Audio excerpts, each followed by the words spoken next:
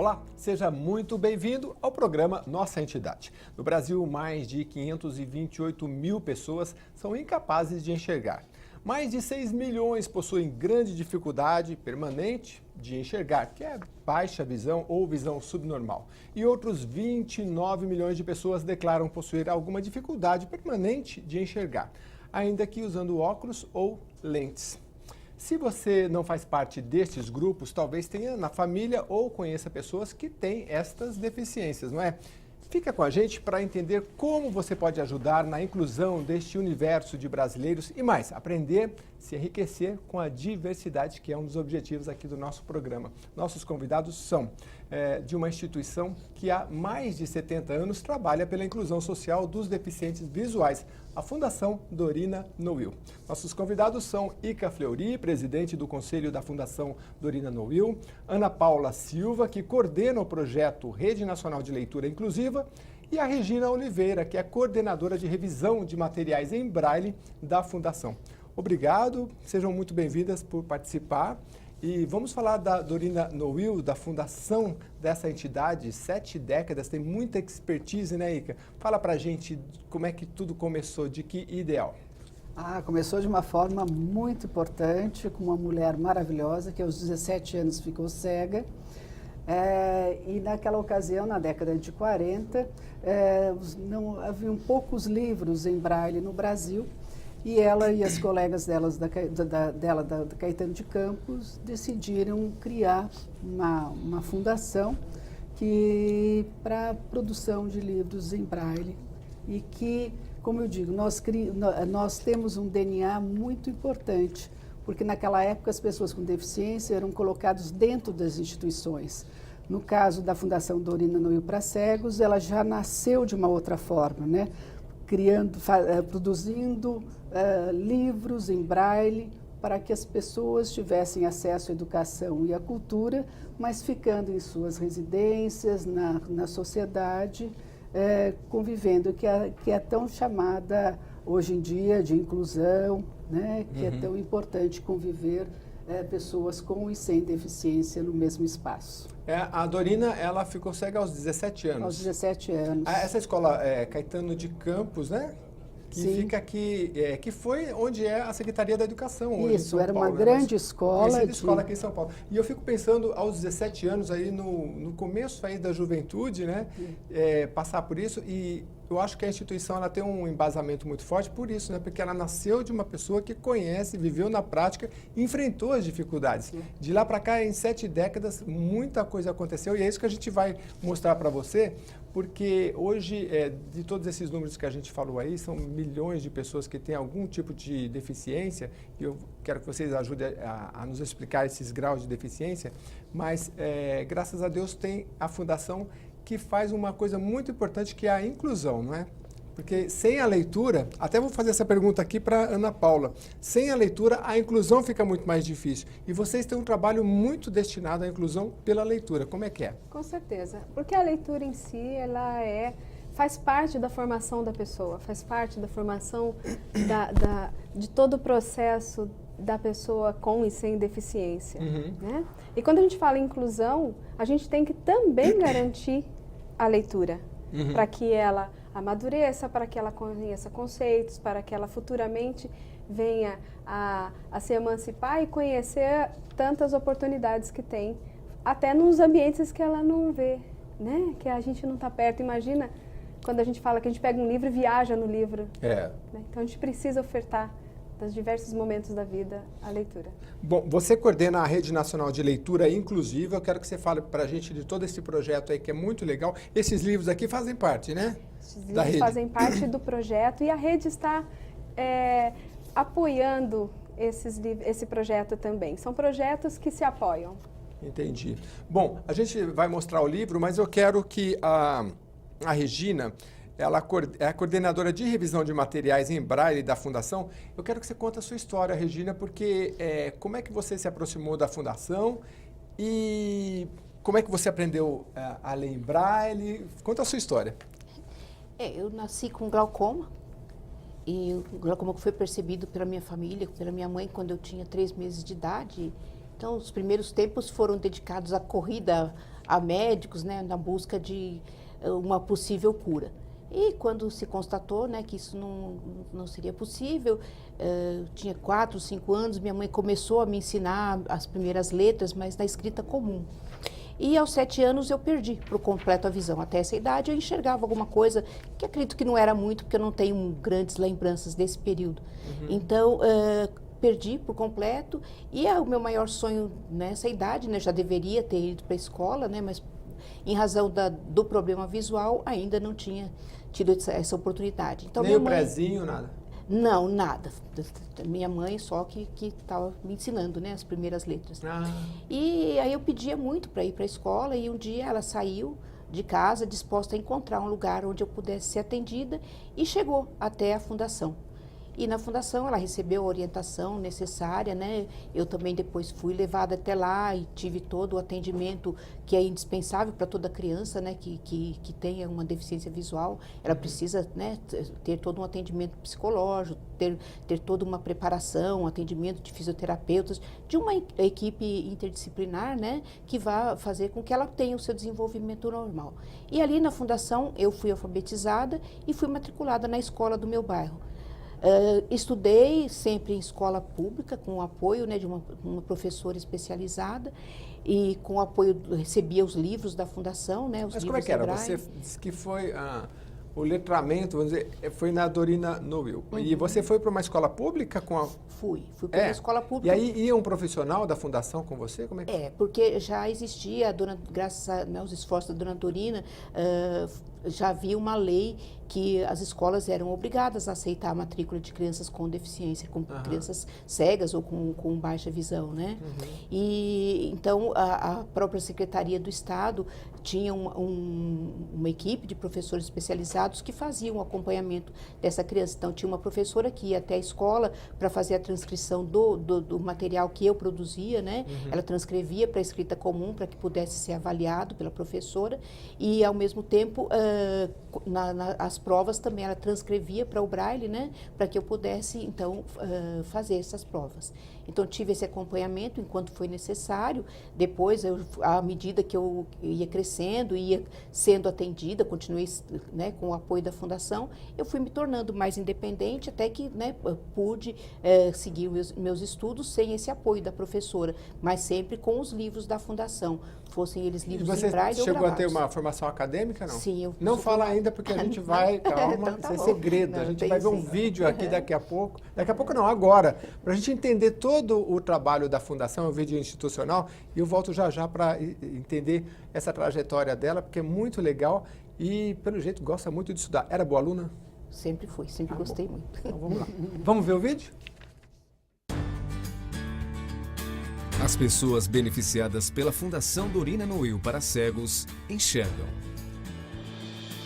Enxergam oportunidade. Enxergam trabalho, autonomia e independência. Enxergam cultura e educação. Enxergam solidariedade e força de vontade. Enxergam cooperação e muito além do que os olhos podem ver. Ajude a Fundação Dorina Noel. São 70 anos de experiência em inclusão da pessoa com deficiência visual. Apoio Fundação Casper Liber. Bom, eu rapidinho ali já anotei alguns números e daqui a pouco a gente vai divulgar mais esse número aqui, que é o 0330 717 010, é isso, né? Isso, que é o número para doação, quem acompanha, e tem também o site da instituição para a gente divulgar. Aliás, como é que funciona, Ica, a questão financeira? Quem que colabora com a fundação? São pessoas, cidadãos comuns ou empresários também? Para quem quer ajudar? Lá nós temos assim... 40% da nossa sustentabilidade ela vem através dos incentivos fiscais, né? Das leis que os empresários, né, tendo lucro, né, eles têm um percentual que eles podem destinar para os incentivos fiscais. Mas por exemplo, no estado de São Paulo, o ICMS, não? Não, nós temos a lei Rouanet, lei FUNCAD, todas essas leis têm os incentivos, tem menos sim, os um impostos. percentual que pode... Tem os percentuais. E muitas das empresas no estado de São Paulo e no Brasil também, Sim. que tem aí nacional, eles podem destinar para as instituições, né, com os projetos. A gente faz os projetos, são projetos importantes, né? Tanto é que esse projeto dos regionais, nós temos 29 empresas que bancaram para serem produzidos esses livros. São 61 mil livros nesse projeto. 61 mil livros igual esse daqui? Sim. Ó, daqui a pouco a gente vai mostrar, Tá. eu vou até mostrar muito com detalhe aqui, não sei se eu posso mostrar aqui para a câmera 2. Olha, esse aqui, por exemplo, é o tema de culinária da região norte, né? Isso aqui é distribuído nas bibliotecas. Bibliotecas, aqui, entidades que trabalham com pessoas com deficiência, escolas públicas, né? Então, eles são distribuídos e também, através da nossa biblioteca, a gente repassa também o conteúdo desses projetos. Então, é para a biblioteca e... Para as bibliotecas públicas, certo. através de escolas públicas também, e também através de entidades que trabalham com as pessoas com deficiência visual. Nós também fazemos através, depois a Ana Paula pode falar bem, através dos projetos também de incentivo à leitura, né? Nós temos no Brasil inteiro grupos que fazem esse trabalho de articulação com a população, com os municípios, e muitos desses projetos nacionais, locais, estimulam também que os governos também venham a participar e influenciam políticas públicas. Legal. Quando nós estávamos falando aqui que na década de 40 a Dorina foi a primeira aluna a ser uma aluna cega em uma escola, uma classe regular. A partir daí, nós estamos ainda discutindo a questão da inclusão nas escolas, nos lugares públicos, como nas bibliotecas. E esse tipo de leitura inclusiva é muito importante, porque tem as crianças e adultos com deficiência e sem deficiência discutindo, conversando, contando histórias, lendo histórias, né, reproduzindo outras situações, né, porque esses livros nós temos também em letras maiores, que a gente ampliadas, que a gente fala, que servem para as pessoas que leem, né, que não têm problema de visão, as que têm baixa visão e também as que leem em braille. Então, é um produto muito importante, é inclusivo. Né? Olha lá, dicas gerais para facilitar sua aventura na cozinha. Eu até vou pedir um pouquinho para a Regina. Regina, a gente viu você fazendo uma leitura. Lê um pouquinho para a gente desse. Esse que você está na mão é sobre música, né? Esse aqui é um livro de música da região sul. Agora vocês vão ver, gente, como é que é a leitura. Você olhou ali, tem os pontos. Aqui na câmera talvez não dê para ver, que tem os pontinhos, os relevos em braille. Então é escrita em uma letra maior para quem tem uma deficiência menor, né? E para quem não enxerga de forma nenhuma tem o braille. Lê um trechinho para a gente. Vamos lá. A invisível música que virou papel. Parabéns! A Fundação Dorina Noio para Cegos apresenta aos brasileiros esta inovadora coleção de músicas regionais que levará as pessoas com deficiência visual a uma viagem através do espaço-tempo. Isso mesmo. Oi, eu sou a Eletroacústica, portal do espaço-tempo da coleção Regionais. Fui especialmente imaginada para levar você por todos os lugares e recantos desse maravilhoso Brasilzão, num piscar de olhos. Sim, no transcorrer das próximas páginas, você mergulhará em dimensões paralelas da sua realidade. Mas não se assuste. A difusão sonora deste portal tem acessibilidade. Espero que você se mantenha firme no decorrer de toda a coleção, pois vamos romper a velocidade do som, 1.200 km por hora. Puxa vida, né?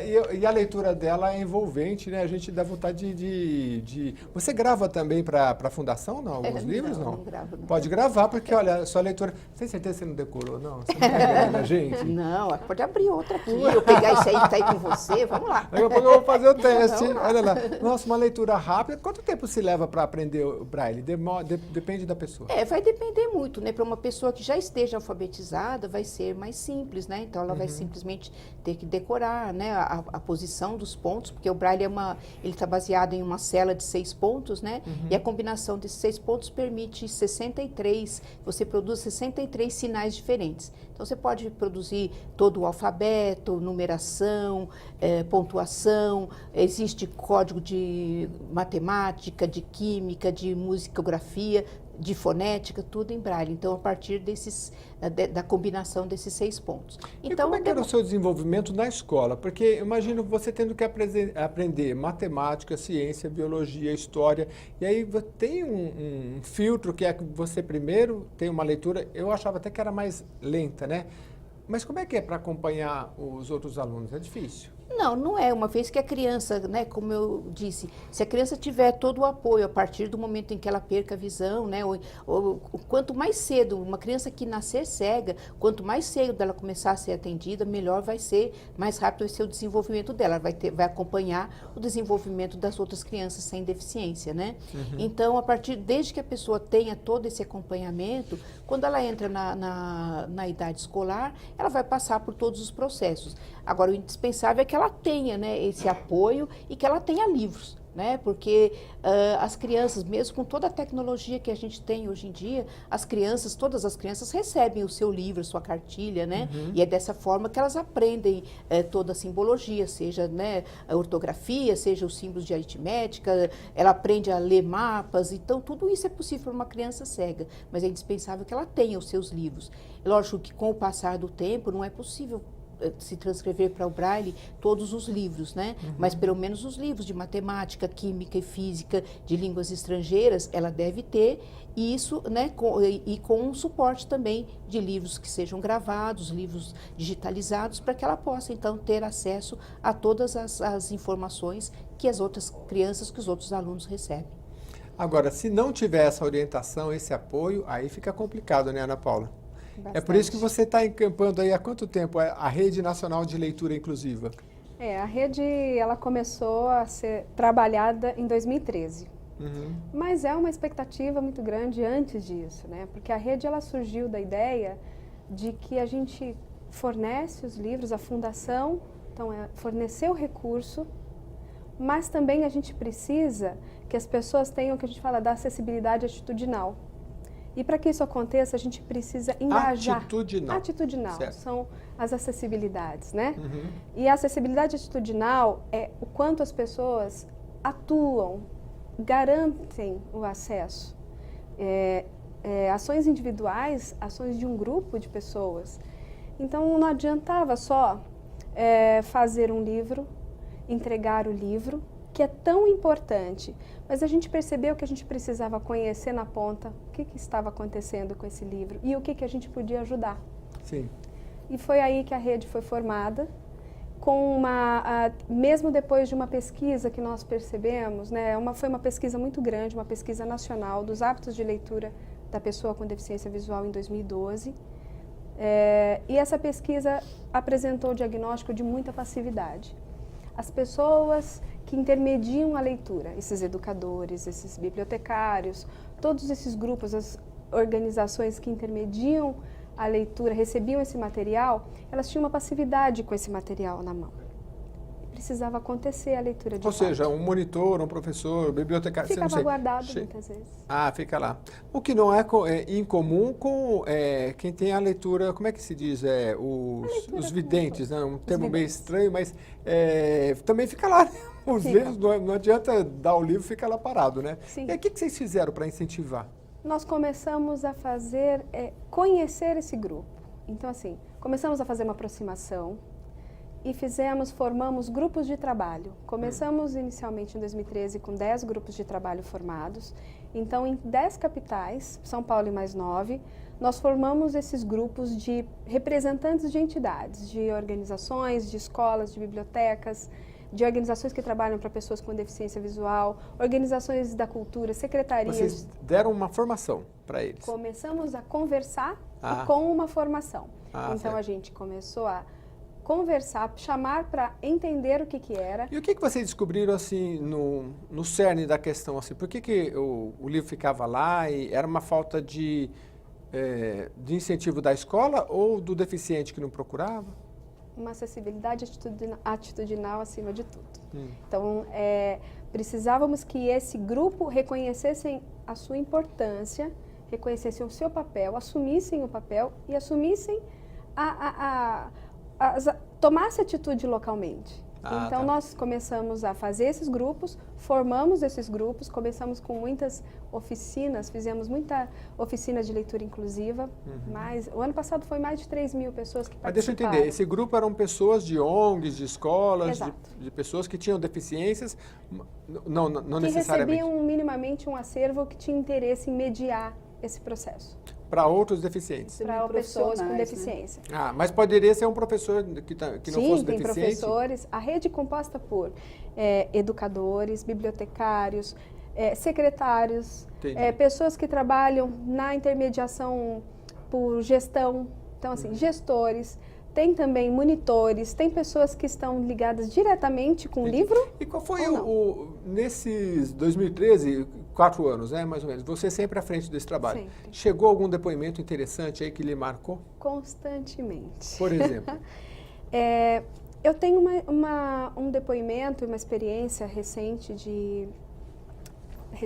foi no ano passado, de Parintins, que o grupo trouxe a nossa experiência e falaram, eu quero aprender como fazer. Na última formação que nós tivemos lá, nós fizemos um projeto e este projeto, o grupo construiu uma ação de leitura inclusiva para a comemoração do Dia dos Professores. Então, eles reconheceram, eram 150 pessoas das diversas áreas de Parintins, pessoas que viajavam 8 horas para chegar, muitas vezes. Eles reconheceram a importância do livro, reconheceram que a leitura inclusiva ia fazer parte daquela programação local e, mais que isso, eles trouxeram também a língua indígena para participar de tudo isso. Nós iniciamos essa formação, essa palestra, com o livro nosso da Fundação, que a gente levou, a temática da leitura pelo livro para a pessoa com deficiência visual, Libras, e também audiodescrição e um tradutor de Sateré Maué, Olha, que é um indígena local. Então, assim, foi um passo, primeiro para pessoas que não sabiam o que eram e agora eles se apropriaram ao ponto de incluírem a sua cultura e as suas especificidades, que a riqueza da rede é essa. A Fundação é a proponente, é a incentivadora, e é um trabalho constante, mas que a gente respeita muito e traz para os nossos projetos a demanda local. Eles Certo. fazem a leitura com as oportunidades e as necessidades locais para o público local. e eu quero mostrar um pouquinho do trabalho que vocês fazem com a produção de materiais, em especial a gráfica, que é muito legal. Tem um vídeo aqui, a gente pode mostrar para vocês. Vamos ver? Produção de materiais na gráfica da Fundação. Vocês já vão colocar?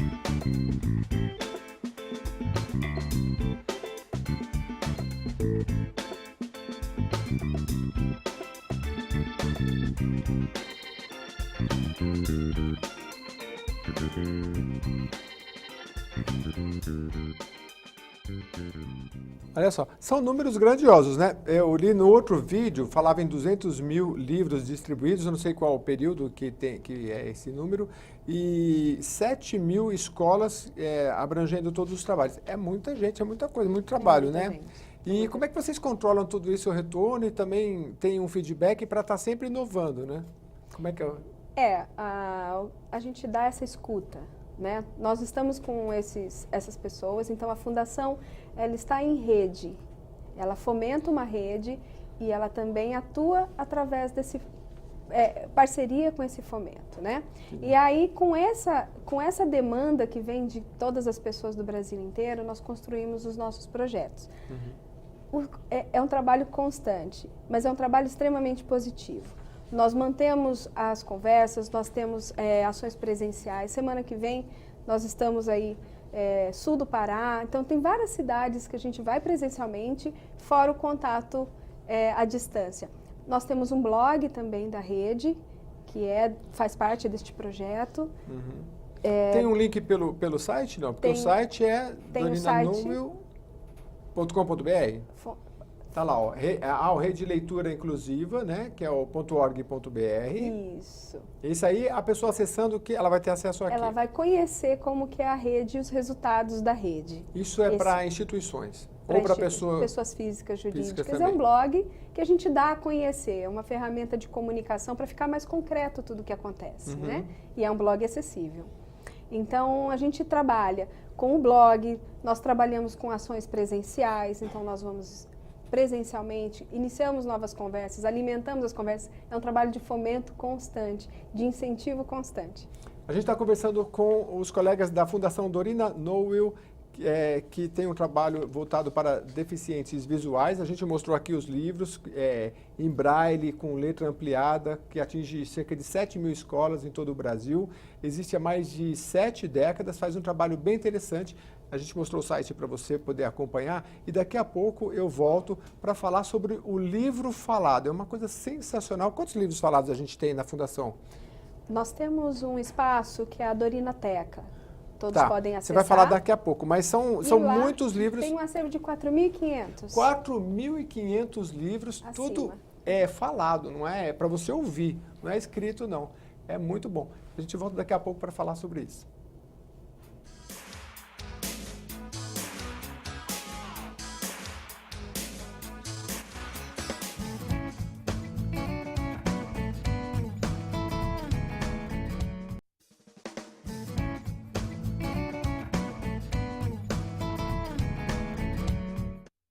Nossa entidade está de volta, conversando com representantes da Fundação Dorina Nowil. Eu converso agora com a Ica Fleury, que é a presidente do Conselho da Fundação, e vai falar para a gente, antes do intervalo eu tinha prometido falar sobre o livro falado, mas eu quero que você fale para a gente sobre o atendimento, porque existe um trabalho presencial também para pessoas com deficiência visual. Isso, nós temos o trabalho de reabilitação, que nós atendemos desde pequenininho, da criança até o idoso, né?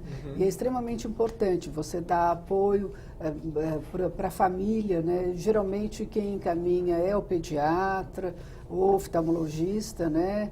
E quanto mais cedo você chega a fazer um trabalho de orientação, melhor né? Então a criança precisa brincar, como todas as crianças, precisa ter cor no seu quarto, precisa ter todo esse apoio para a família, e como trabalhar uma criança, como você construir um mundo para aquela criança, né? Que não enxerga. E nós fazemos toda essa faixa etária. Temos também um trabalho extremamente importante, que é o encaminhamento ao trabalho para os jovens e para as pessoas também que perderam a visão e que saíram do trabalho, que querem se recolocar no trabalho novamente, né? O empreendedorismo também, né? Que muitas vezes a pessoa não quer voltar a ter uma carteira assinada, mas que tem habilidades para outro tipo de trabalho, também é feito com muita seriedade lá na Fundação. Então, nós temos várias oportunidades, né, de trabalharmos juntos. E esse trabalho é feito em cima da sua proposta, o que você deseja para a sua vida como proposta de futuro, né? E é construído junto. Entendi. Agora, explica para a gente, a pessoa que tem uma deficiência visual, como é que ela tem que entrar em contato com a fundação? Que público que é? É qualquer pessoa? Tem que ser indicado pelo médico? É em todo o Brasil? E que tipo de público exatamente? Que necessidades? Que demandas que vocês atendem? Porque assim, eu preciso passar no oftalmologista. Não é. Mas eu preciso de uma orientação em relação à educação. Como que é essa demanda? Todas as que pessoas vocês atendem? que tenham uma deficiência visual, que queiram, liguem lá para a Fundação, façam o seu agendamento, né? Pode ser pelo site, o agendamento? Pode ser pelo site, pelo telefone, né? Certo. Faça o seu agendamento, Sim. né? E aí há todo o procedimento, né? Há necessidade, sim, de ter um atestado do oftalmologista para iniciar o E qual é a maior processo. demanda que vocês têm lá, de pessoas que procuram o quê? A demanda maior exatamente para a reabilitação. Temos um número maior de pessoas adultas e pessoas mais velhas hoje em dia, né? Quando se fala em reabilitação, a gente está falando um todo tratamento processo, mesmo? não é tratamento, é todo um processo de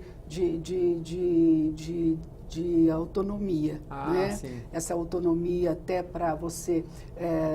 Reabilitar no sentido de se habilitar novamente para os aspectos educacionais, profissionais, ou seja, e aí vai depender do estágio que a pessoa está, né? Se ela já está com uma deficiência avançada ou não, da idade. Quando a gente fala deficiência visual, você aí coloca baixa visão e pessoas cegas, né? Certo. E então, para cada caso, você tem um trabalho a ser desenvolvido, né?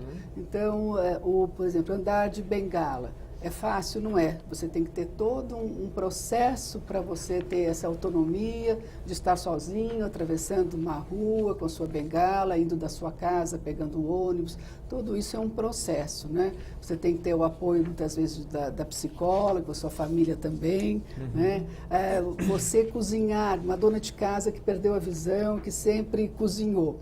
Ela pode continuar fazendo isso e precisa ter condições, como tem o nosso livro que diz as dicas, né? Então tem todo um processo. Eu gostaria de aprender a usar o computador para minhas necessidades pessoais de relacionamento. O outro, eu gostaria de ter para começar um trabalho profissional. Tudo esse são necessidades que as pessoas têm.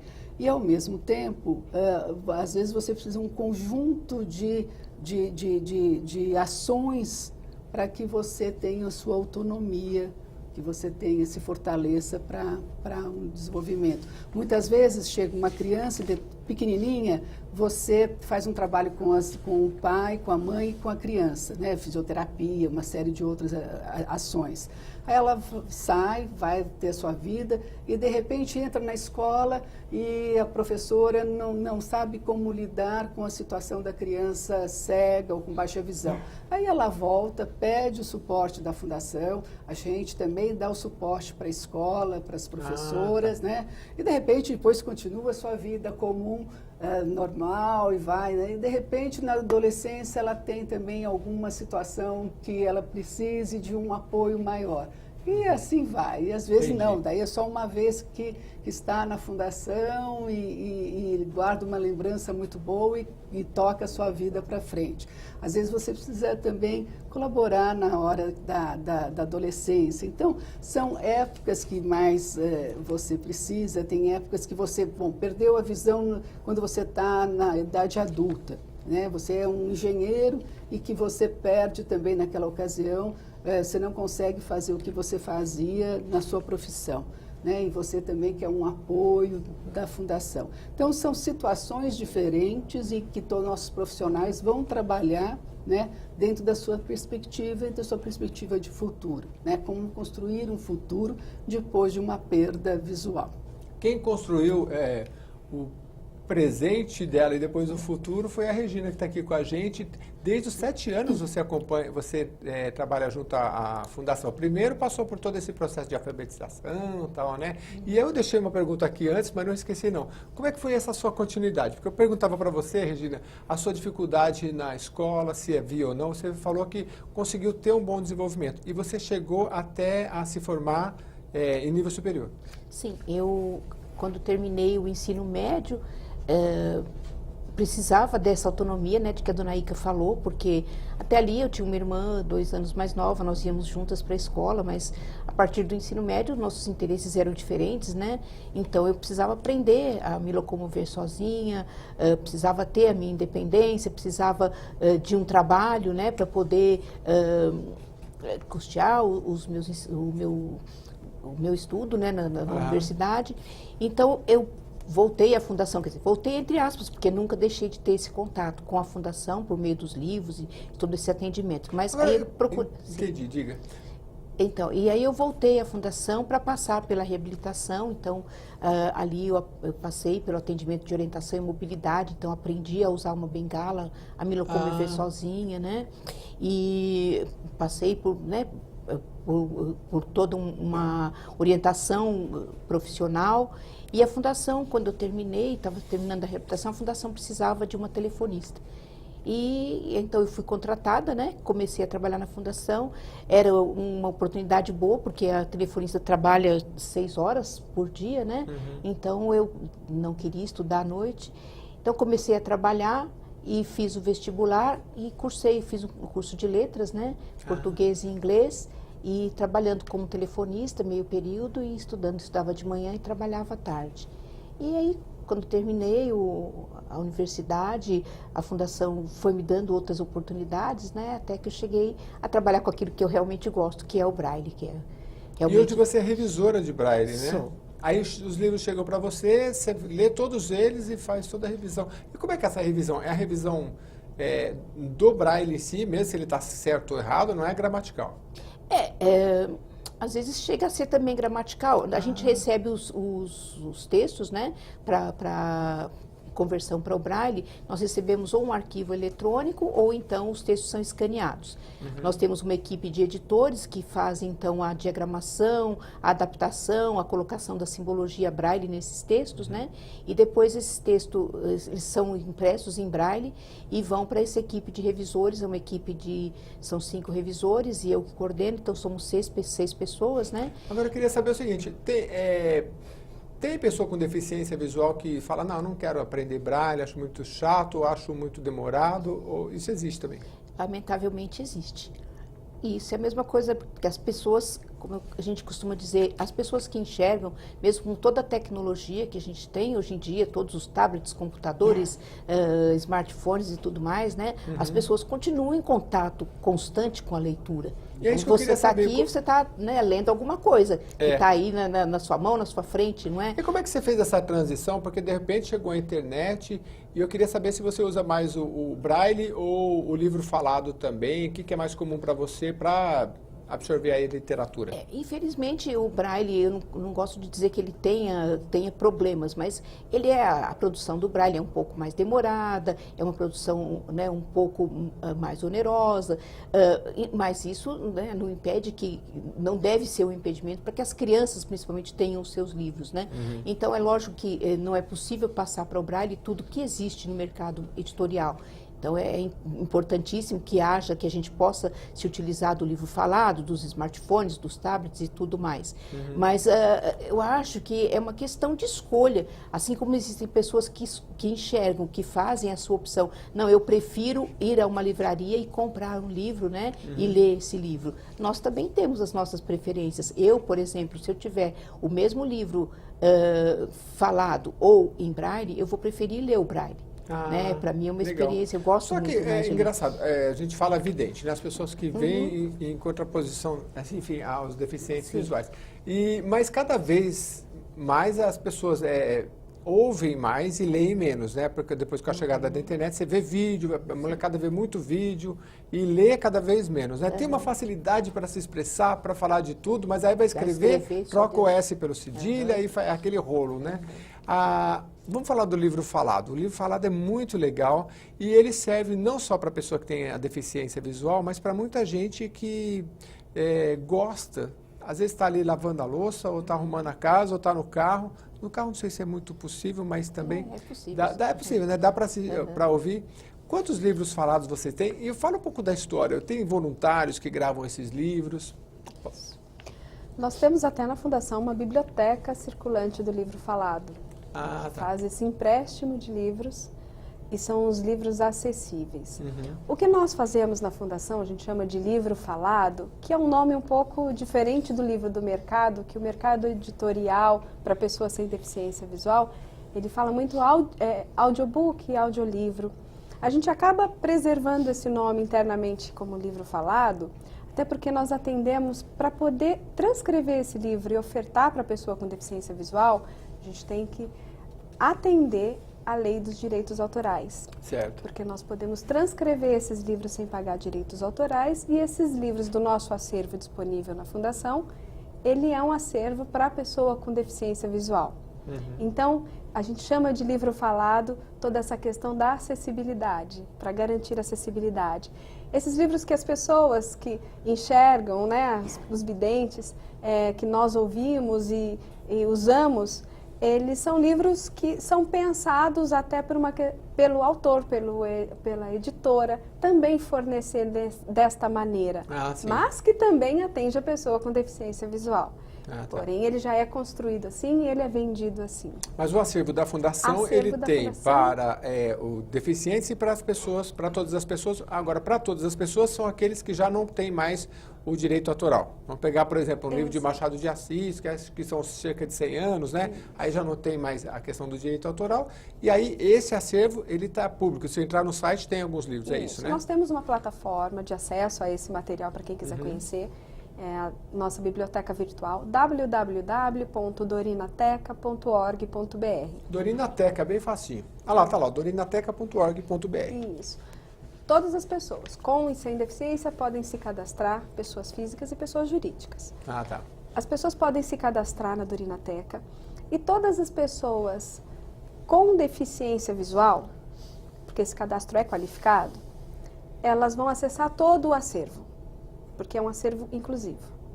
Hoje é tudo digitalizado. Antigamente a gente fazia um formuláriozinho, aí o correio entregava uns CDs, né? Hoje não existe mais isso. No acervo da Dorinateca, ou no nosso acervo, nós temos livros para saídas de diversos formatos. Nós temos livros falados, nós temos livros braille, que é o arquivo para uma impressão em braille localmente, e também o livro digital acessível Daisy, que ele proporciona uma navegabilidade. Ele é pensado de forma inclusiva através de um recurso também, de um aplicativo. Você mostrava um aplicativo, não sei se, enquanto você apronta aí, eu vou falar um pouquinho com a Regina também. E você diz que gosta, Regina, do livro em braille, né? Mas você já sabe quantos livros você leu mais ou menos?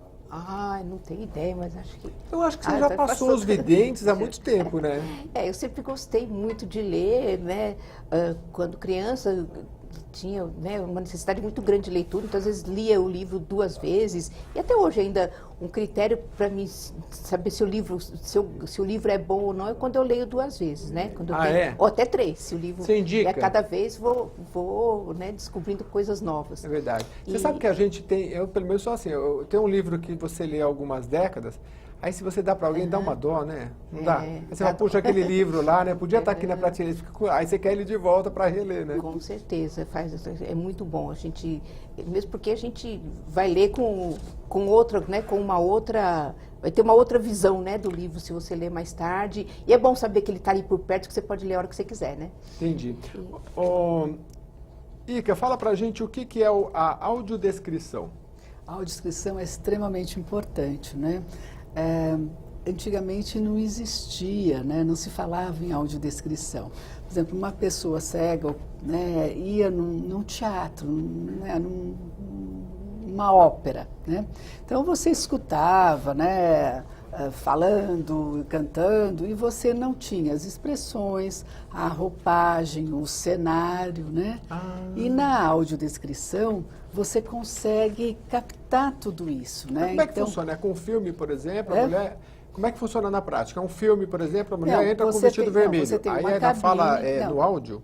Você tem uma cabine, uma pessoa vai descrevendo, né? Tá. Porque, como, por exemplo, numa peça, as pessoas estão sorrindo, ou elas estão indo mais próximo. Então, tudo isso é falado. Se você tem um áudio já falando, isso não acontece. Já no cinema você tem isso daí. Já faz parte, né, do filme, nos intervalos que antigamente era mais difícil, porque o filme era construído sem audiodescrição. E aí você tinha que fazer a descrição nos intervalos sem atrapalhar os diálogos. Hoje já, como é uma lei, né, que você precisa ter a audiodescrição, eles já constroem o filme, né, já produzem com um espaço para fazer a audiodescrição. Então fica muito mais fácil. Então no intervalo você fala, olha, agora ele está pegando a caneta e tal, com um papel na mão, nos intervalos da nossa fala. Entendi. Né? Aí e essa enriquece toda a percepção seja da peça teatral. Então é bárbaro. Então agora ele está chorando, né? Está sorrindo, de um olhar apaixonado. Então tem todo esse envolvimento que a pessoa vai se envolvendo cada vez mais. Né? Lá na Fundação a gente faz cursos, né? A gente dá os cursos, né, de audiodescrição, né? E as pessoas têm muita procura hoje em dia para serem os profissionais, né, da audiodescrição. E a gente acredita que esse mercado vai aumentar mais, mesmo pelas necessidades que tem, né? Por exemplo, nas televisões, no cinema, nas peças de teatro, né? Então, é extremamente importante e válido, né, Regina? Enfim, em todos os espaços públicos, né? Hoje em dia, às vezes, eles pegam na peça de teatro uma sessão na última terça-feira do mês e tal, né? Então, eles estão testando muitas vezes, falam, não tenho público. Se eles tiverem mais audiodescrição, né, as peças, mais coisas, mais pessoas irão, né? Então, é muito importante, né? Nós fizemos lá na Fundação Dorina Noil, há 10 anos atrás, o primeiro desfile com audiodescrição, desfile de moda. Né, quando a Dorina era viva, né? Então coisas inéditas que são extremamente importantes. Desfile de moda é visual, né? Mas com uma audiodescrição Regina, você consegue. Quem vê um desfile de moda descrito, tem diferença para quem já enxergou algum dia e para aquele que nunca enxergou? Quem nunca enxergou consegue criar uma imaginação de cores e de diversidades? De cores é difícil. Você, para uma pessoa que nunca tenha enxergado, né, que já nasceu cega e que não tem, às vezes a pessoa tem, ela tem lembranças, né? Ela enxerga um pouquinho, ela consegue perceber cores, né? Então isso facilita. Então, para uma pessoa cega, às vezes existem mitos, né, que se criam, a pessoa, se ela colocar a mão, ela sabe de que cor? Não sabe. Entendi. E você não consegue passar uma noção, né? Por exemplo, uma vez que se perguntou, né, para uma menina que tinha nascido totalmente cega, o que é que você enxerga? É tudo preto? Ela falou assim, não sei dizer, eu não sei o que é preto, né? Então a pessoa não tem essa noção. Então, isso você não consegue passar, mas a pessoa aprende quais as cores, o que combina com o que, né? Ela consegue criar alguns conceitos que vão ser muito importantes para ela. E essa audiodescrição, para quem já enxergou, então também consegue ter uma ideia muito melhor, né, do que está sendo mostrado. Fica mais rico. Bom, o programa Nossa Entidade está chegando ao fim. Tem mais 1 minuto para cada uma das nossas convidadas aqui da Fundação Dorina Noil, que há mais de 7 décadas tem um trabalho bem relevante para quem tem deficiência visual no Brasil, e não são poucos, como a gente disse no início do programa. Se não é a gente, também tem a questão da idade, né? Se não somos, um dia poderemos ter algum tipo de problema ou conhecemos um familiar, e é bom essa integração e esse conhecimento. E nessa fala final, eu queria que você destacasse, começando até para a Regina terminar, o que se pode dizer das principais dificuldades que o deficiente visual enfrenta? E eu queria que vocês falassem também dessa riqueza que a gente obtém quando a gente entende o outro no seu aspecto de deficiência, mas que geralmente é compensado em outras áreas. Eu acho que a gente sempre se enriquece, tanto quem tem a deficiência como quem aprende um pouco com a deficiência, a olhar outros aspectos, seja auditivos ou seja sensórios, e que a gente nem prestava tanta atenção, e a natureza nos faz ter essa atenção multiplicada, digamos assim. Com você, Regina, suas palavras. Eu acho que você já disse, né, muito do que eu teria para dizer. Eu acho que o importante é isso, é a gente conhecer, procurar saber, porque as pessoas, muitas vezes, elas criam, né, esses mitos dos quais eu falei. Então, por exemplo, existe o mito de, às vezes, pensar que uma pessoa cega, ela não ouve. Então, quando você se aproxima dela, você fala mais alto para ela te ouvir melhor. Então, existem pessoas cegas que ouvem bem, outras que não ouvem, né? E o importante é assim, Mas é comum as pessoas aumentarem a voz. Muito comum, isso é muito frequente. E aí eu falo assim, meu filho, calma, porque eu estou ouvindo muito bem. Eu estou ouvindo, pode falar no seu tom normal, sem problemas. Outra coisa que fazem também é se dirigir aos outros, aqueles que estão do nosso lado. Então, você está lá com um amigo, então pergunta, você está lá no... Né, posso falar com ela, Posso né? falar com ela? O que ela quer beber? Não sei, pergunta para ela. Né? Então, são esses mitos. Então, o importante é conhecer, saber que as pessoas com deficiência, isso vale para todas as deficiências, antes delas serem pessoas com deficiências, elas são pessoas. E Sim. como tal, elas têm, né, todas as necessidades, todos os interesses, né, todas as competências, como outras pessoas. Né? Então, nós não somos super-heróis, mas também não somos incapazes. Né? Então, importante é conhecer para desmistificar e poder colaborar, e poder ajudar, e poder entender. E muitas das coisas que nos ajudam, elas ajudam também a outras pessoas. Então, quando a gente reivindica calçadas, né, bem feitas, para que a gente possa se locomover melhor, nós vamos nos beneficiar disso. Mas também os idosos, também as mulheres grávidas, as crianças e toda a população em geral. Né? A gente não está pedindo nada que seja impossível. Então, a gente pensar num mundo que a maioria das coisas já possam nascer de maneira acessível. Então, buscar conhecer instituições como a Fundação, né? e entender o universo das pessoas com deficiência para poder ajudá-las e, se em dado momento isso acontecer com elas próprias ou com pessoas da sua família, com certeza já vai ser bem mais fácil. Muito obrigado.